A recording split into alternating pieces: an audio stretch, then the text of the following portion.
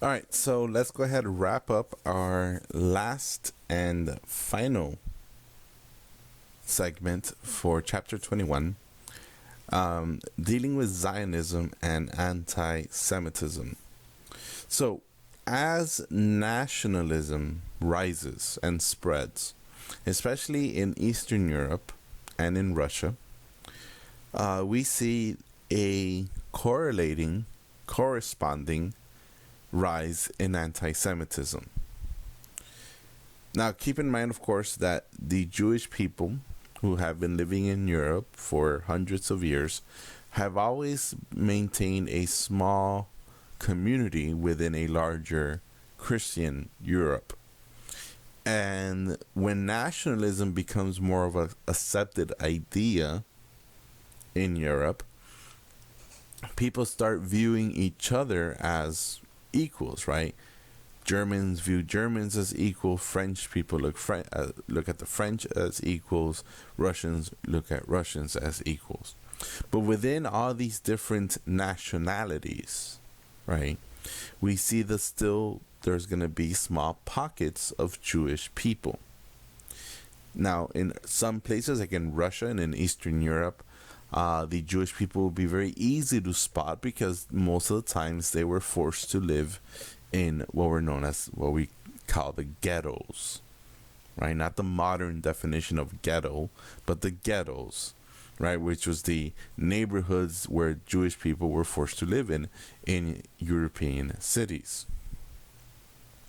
And the reason, of course, why the Russians and Eastern Europeans practice forcing Jews to live in ghettos was because it was easy for them to target Jewish communities, Jewish businesses, Jewish synagogues, houses of worship, for violence.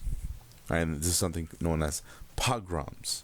That is when you specifically target Jewish communities for violence and destruction. And this was organized, meaning that actually the government or the leadership supported these attacks, these acts of violence. So as nationalism rises and cultural identity becomes more important, when Russians start viewing the Jewish people within their myths, within their population, they start thinking, well, what's the point of having the Jews here? They're not one of us. Even though they might speak the same language and have lived in the same cities for hundreds of years. So there's going to be a view of Jews as people without a nation. Because remember, in nationalism, we have a group of people who share this common identity living within a close area, right? Whether it's a country like Russia or Germany or whatever. So Jewish people are spread out, so they don't have a nation to call their own. They don't have a place, a home, for themselves.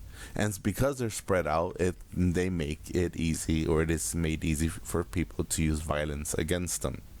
And the violence that we see increase in the 19th century, in the 1800s, is really a continuity of the anti-Semitic violence that we've seen in Europe and in the Mediterranean, tracing it back all the way to the classical era with the Romans, right, where the Jewish diaspora, when the Jews were forced to flee from their homeland. Remember, the Jews used to live in the kingdom of Judea, which eventually gets conquered, or was conquered by the Roman Empire.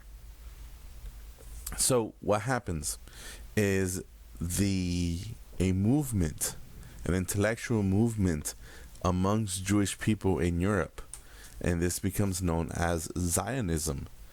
And the Jewish people in Europe, the European Jews, believe that the best protection that Jewish people can have is to unite and have a country for themselves. And the country that they want to have is in Palestine, right, which is in the Middle East, which is their ancient homeland. Right, this is what 2,000 years ago would have been called Judea. So the movement to create a country, a nation state for Jewish people, so that they are not targeted, begins in the late 1800s, begins during the modern era.